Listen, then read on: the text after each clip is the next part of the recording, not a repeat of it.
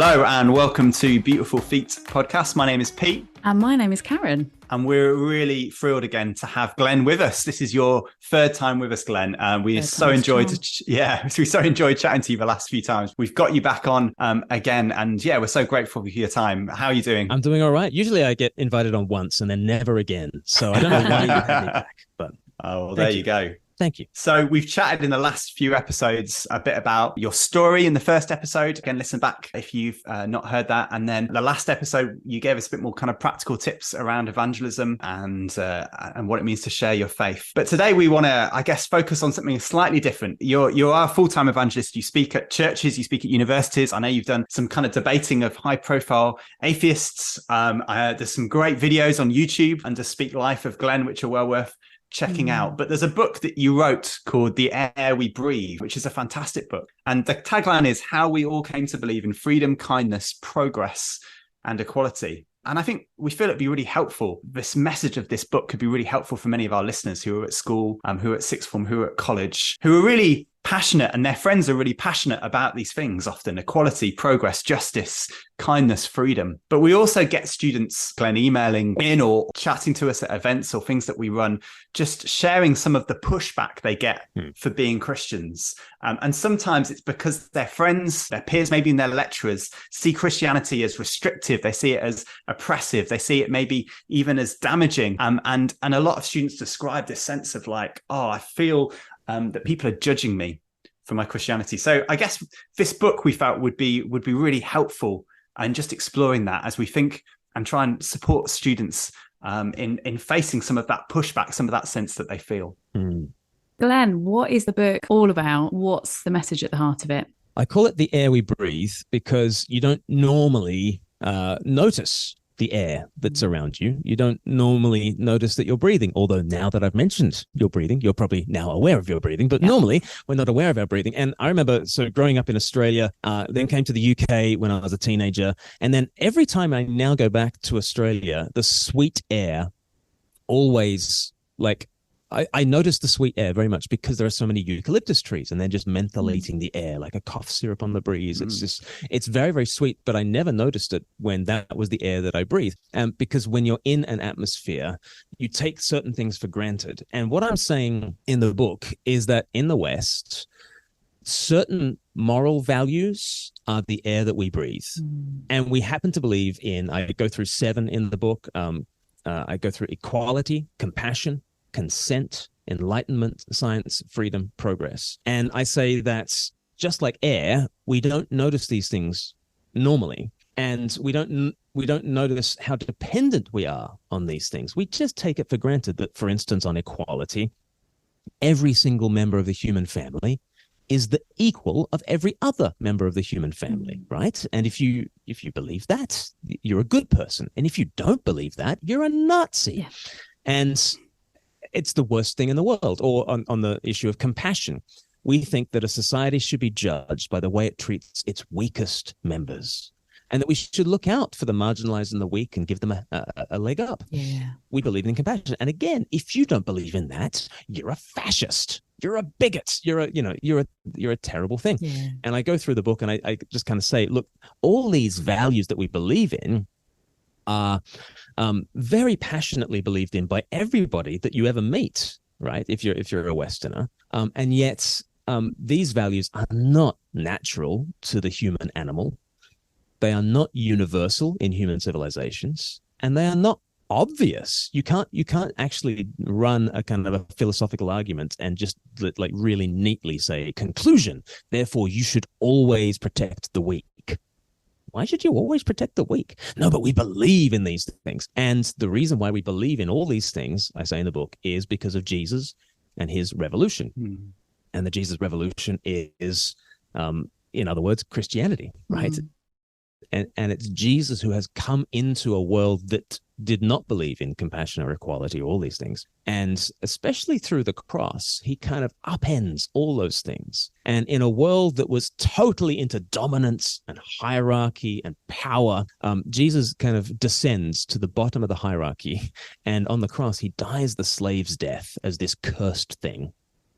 And then is raised up again to invite us all into a family in which nobody is a lord except him, and we're all like brothers and sisters. And there's this incredible equalizing thing going on, and there's this incredible compassion thing going on, because, you know, by nature we all live according to survival of the fittest, and therefore the sacrifice of the weakest. And Jesus on the cross, he is the fittest who is sacrificed for we the weakest, so that we the weakest can not only survive but thrive and pass on this compassion revolution. And so Christianity has pioneered this completely different way to be that's not obvious, it's not natural, it's not universal. It is very specifically the fruit of the Jesus revolution, and we're on board this Jesus revolution now. And even your friends, if they've never been to church, they've never clapped eyes on a Bible, they still believe in compassion and equality and all these things, but they have no ground for believing those things at all, because Jesus is the only ground that actually makes sense of the values that we all prize. So that's the book in a nutshell.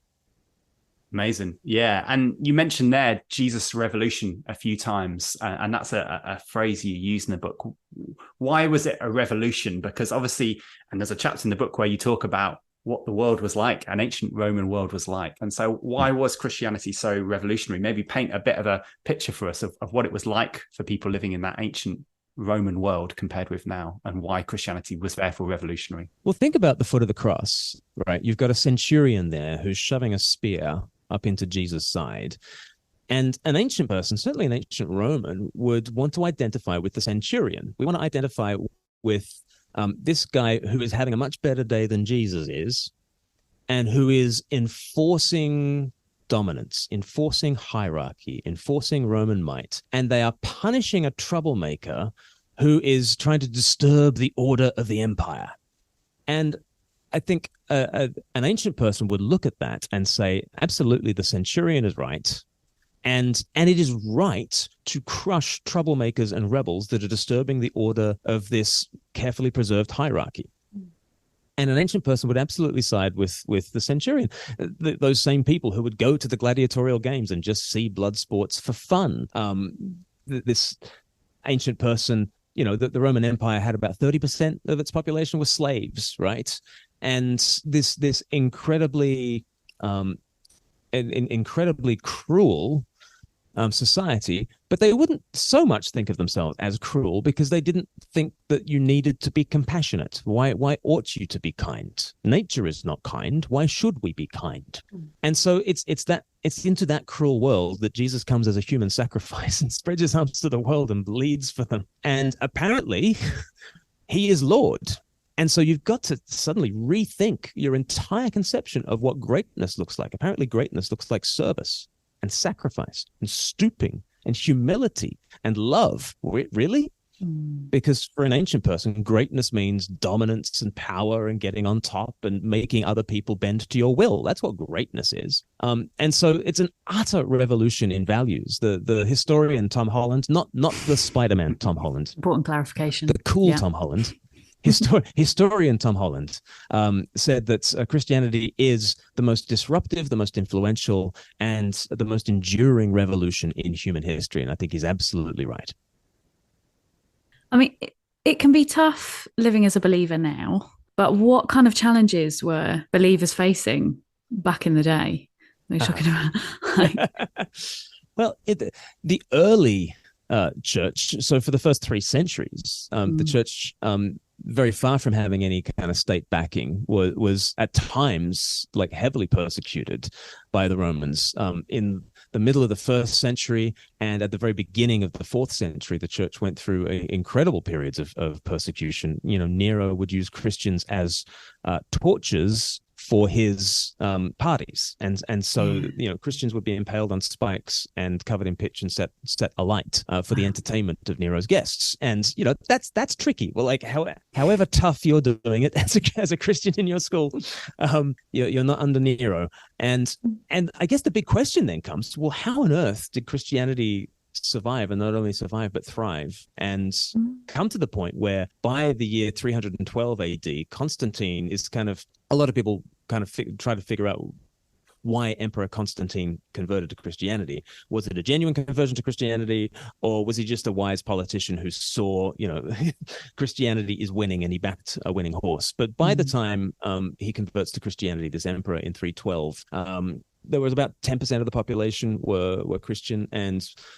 before the end of that century, about 50% of the population were Christian. And lots of people, lots of non-Christians have looked at that and thought, this is amazing. How did Christianity take off, especially when you consider Christianity centers itself around Christ, this guy who, according to the Romans, is a total loser and a rebel and a scumbag and a criminal, and he is executed in his early 30s, and he's followed by such no-hopers like, Peter and the rest of the disciples. How did this thing ever get off the ground? And yet, not only did it get off the ground, it has spread to become the dominant sociological force that the world has ever seen. Jesus is very clearly the central, the most important figure in human history. And his church is the largest movement of people the world has ever seen or probably ever could see. And when you consider the origins, you're looking at a miracle. Jesus once turned water into wine. And my non-Christian friends, they don't believe that he did that. But I often present them with another miracle that's even more impressive. Somehow, Jesus turned God-forsaken execution into world domination. Yeah. That's a miracle that has actually happened. Right? They might be dubious about the water into wine thing, but you've got to see that he's turned God-forsaken execution into world domination. That's quite a miracle. And when I talk in these terms, I get a lot of non-Christians listening. Goodness, that's the big picture. Are there, to sort of bring it down a bit, are there any examples of Christians at that time that really shone out in a dark world? Just kind of putting some faces on it, some stories on it. Yeah, so many. So I mentioned about the gladiatorial games. Telemachus was this monk who, in the latter part of the 4th century, went to one of these gladiatorial games, just blood sports, and there were 2 gladiators who were about to tear each other limb from limb. And he kind of ran onto the arena to kind of stop it, to pacify it, because Christians had always been against the blood sports. And he was stoned to death by the crowd.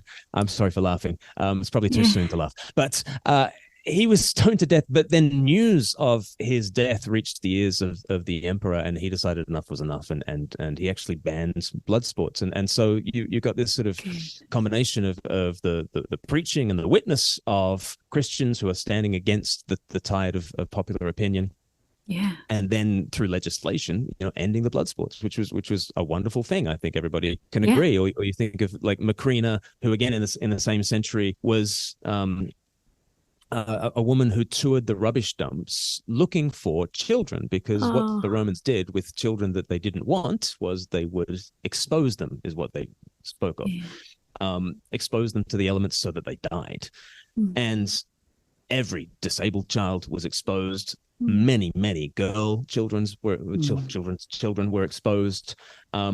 And they would usually be scooped up by slave traders, and if there were girls, taken to the brothels and things like that. But Christians like Macrina would pick them up and adopt them and raise them, and suddenly you get this thing like orphan care and charity and standing against slavery, which took many centuries to work out. But again, it was Christians who stood against the slave trade. It was Christians who participated in it as well. You got to kind of wrestle with that. But the only time we have ever gotten rid of slavery in the history of humanity is when Christians remembered their Bibles and protested against it, and there was an abolition movement. And so you get things like the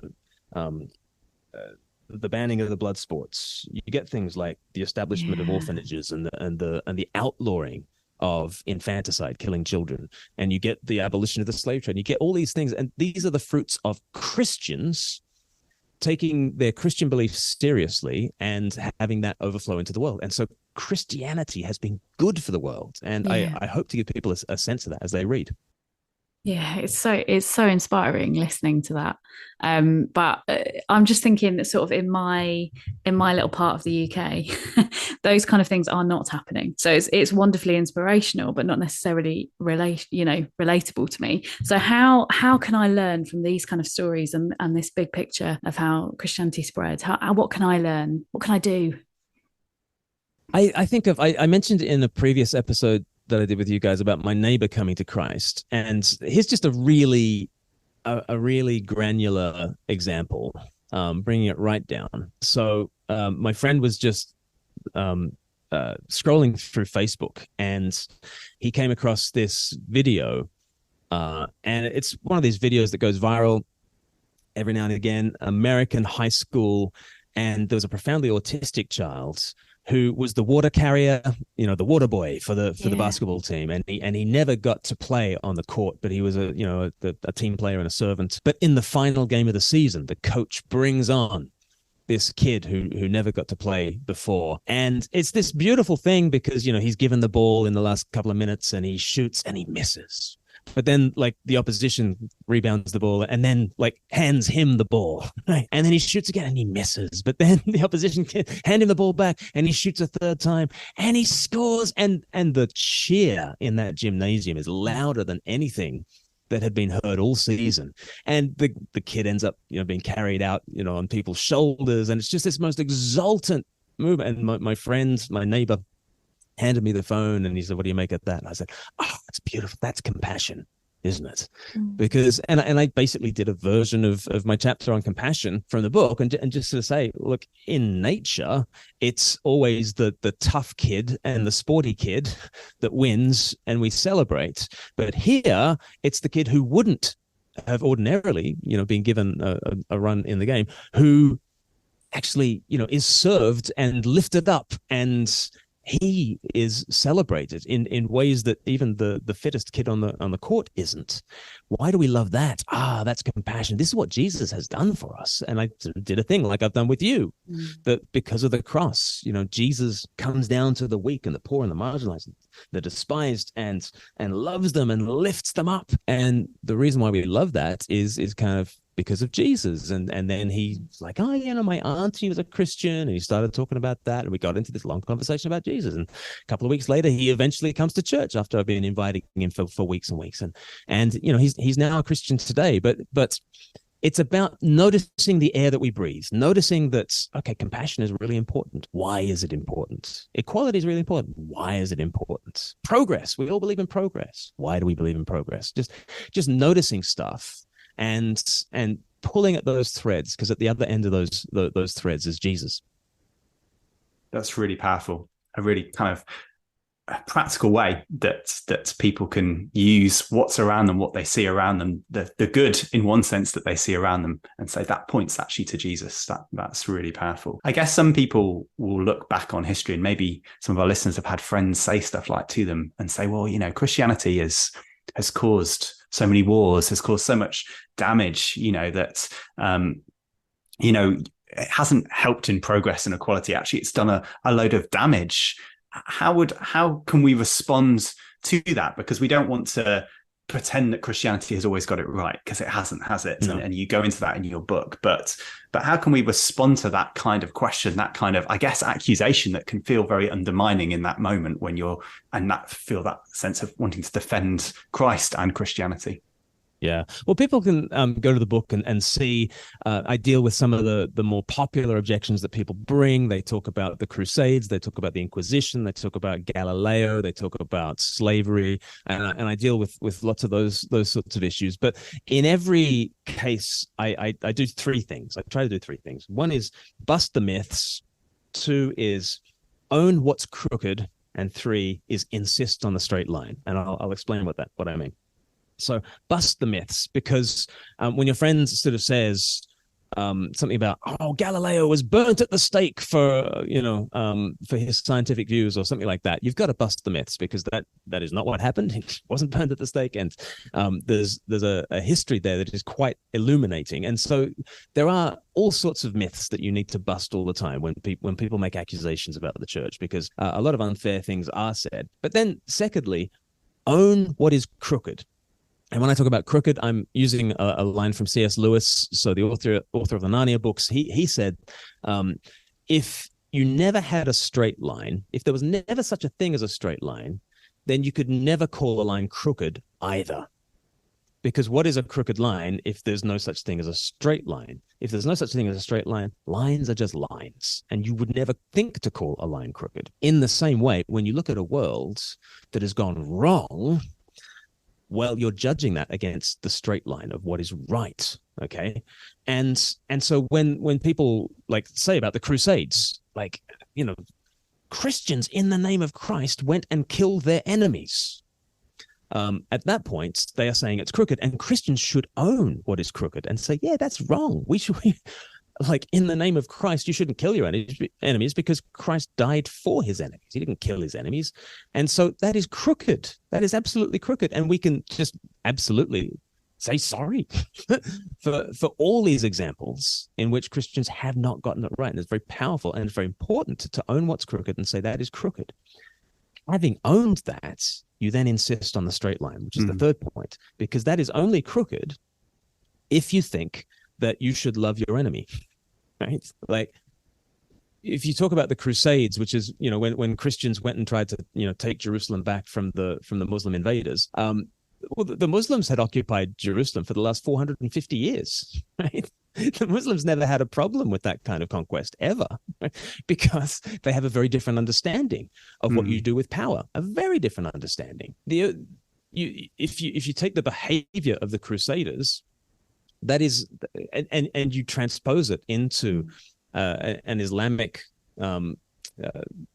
warlord or Alexander the Great or Julius Caesar or Genghis Khan, there's nothing wrong about that behavior when it's judged by those standards. What's wrong about it is the straight line. What's wrong about it is the cross. What's wrong about it is Jesus says, love your enemies. Right? And so we then insist on the straight line, and we say with all these things, and whether it's the Crusades or whether it's Galileo or whether it's sex abuse scandals or whatever it is, we say the reason why these things are wrong is because we believe very strongly in consent and enlightenment and science and freedom and progress and compassion and equality. We believe in these things, and you actually need Jesus in order to properly critique the church. And so I critique the church all the time. And I encourage my non-Christian friends to critique the church. But at some stage, I'm going to say, what is the ground beneath our feet? As we point our fingers at the church, what is the ground beneath our feet? Because I think we'll discover that they are very Christian-y kind of values like compassion and equality, etc. So as Christians sitting here, there is so much about what people hold dear today that we can be on board with. We are all about freedom, kindness, justice. But what do we do when there's a clash between how our culture translates that and what the Bible says? Well, there's always a clash.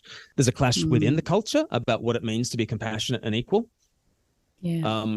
And various values, especially, you know, I'm thinking in terms of gender and sex. The values of the culture have shifted, and they've shifted wildly in my lifetime. In fact, they've shifted wildly in the last 5 years. And nobody can guess what the sexual ethic of the world in the West will be in 5 years' time, because it's shifted so much just in the last 5 years. So there are always clashes in how you apply compassion and equality and progress in these things. There's always a clash. But Christians, there's good news. Christians have the Bible that we can go back to, and we have Jesus as the kind of the pioneer of this revolution. And we've actually got some solid ground beneath our feet as we try to navigate some very shifting circumstances. And it might be tempting to sort of say, I know, let's ditch the Bible and let's just say what modern 21st century culture is saying about, who knows, sex, gender, whatever.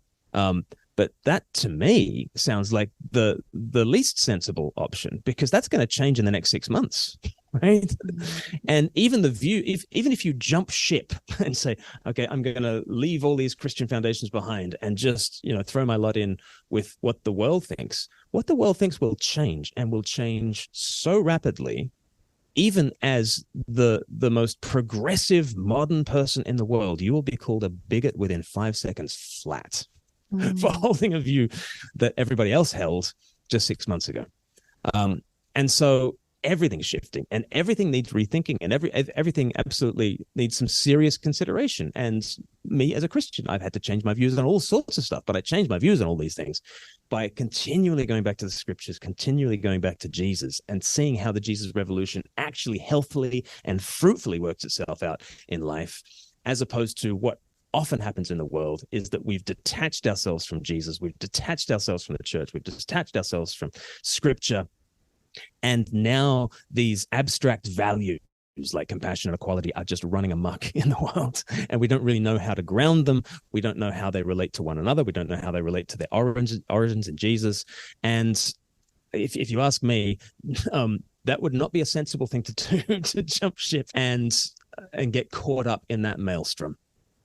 I would say you've got your feet far more firmly planted on some solid ground if you stick with Jesus and his scriptures. Yeah, that's good. That's good. We're almost out of time. Just a final question, Glenn. And I mean, there's so much that we could dig into here, and hopefully a lot of this is just a bit of a taster for people to go away and read the book if this is really encouraging them and really provoking their thinking. But one of the things that a lot of students say is, and I think I mentioned it earlier, was they often feel quite judged by their friends. You know, there's a sense almost that as a Christian, they almost have a moral low ground. Sometimes it feels like when they're interacting around a lot of the issues, and because of a lot of the stuff that you've mentioned.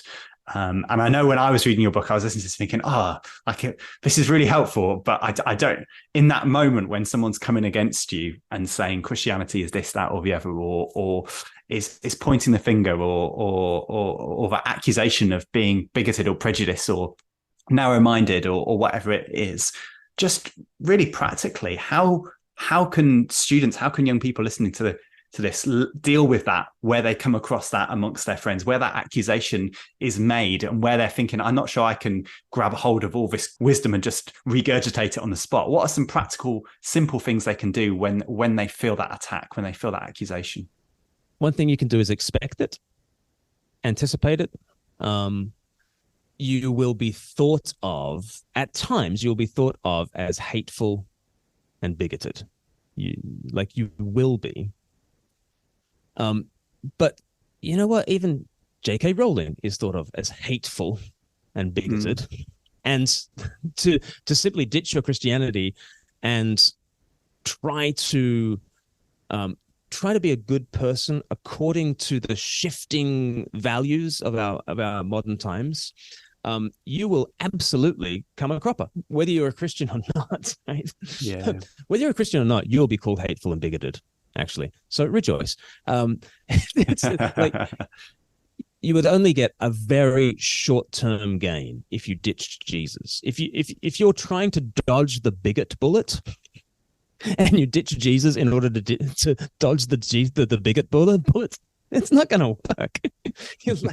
You could be an atheist, an agnostic, a Buddhist, a Hindu. You could be anything. You're still going to get hit by the bigot bullet because it's the 21st century, and our society is kind of pulling in so many different directions as we're walking away from Jesus. So don't ditch Jesus. Expect at times to be called hateful and to have the moral low ground, but just be the kind of person who, because of your life, you challenge that perception. Just, I think anyone who believes X about gender is a total bigot, but Lucy is actually quite loving, and I can't square that circle, and it really bugs me. That is going to do more to change your friend's mind than any kind of arguments about gender ideology. But just be the conundrum for your friends. Lucy, actually, because of her Christianity, happens to believe in this horrible stuff, but Lucy's actually quite a nice person, and it really bugs me. So, be that kind of person who bugs your friends, and recognize that the moral consensus of this world will shift so quickly. Look at the example of the J.K. Rowling, who goes from hero to zero to coming back to being hero again, and recognize that if you just try to be a hero, that is a fool's errand. But just try to be true to Jesus and be that person who is a conundrum to your friends. That's great. That's great. What an encouragement. What a great place to land as well. And for those listening, heading to school, heading to college today, be that conundrum. Can we encourage you? If you've liked what Glenn has to say, and I'm sure you have, I'm sure it's got you thinking if you're not familiar with the book, and it's probably provoked a load of thoughts and a load of, oh, wow, that's really interesting. I want to find out more. Do check out Glenn's book, The Air We Breathe. And actually, we've got 20 copies of it as festive to give away. So if you send us a message through our socials, we have got the first 20 people to contact us, first 20 students to contact us, we will send you a free copy of the the book to have a read, but you can get it on bookstores. You can get it on Audible if you're more of a listener than a reader. It's a fantastic book. I've read it. I know Karen's read it. It's brilliant book. So we really encourage you to check that out. Glen, thank you so much again for your time, for your wisdom, and for your insight. We so appreciate it. Pleasure. And if people want to catch up more with Speak Life, they can go to the Speak Life YouTube channel or get us on your podcatcher of choice, the Speak Life podcast. Yeah, definitely recommend that. Absolutely. Brilliant. Thank you. Thank you very much. God bless. Thanks, Pete. Thanks, Karen.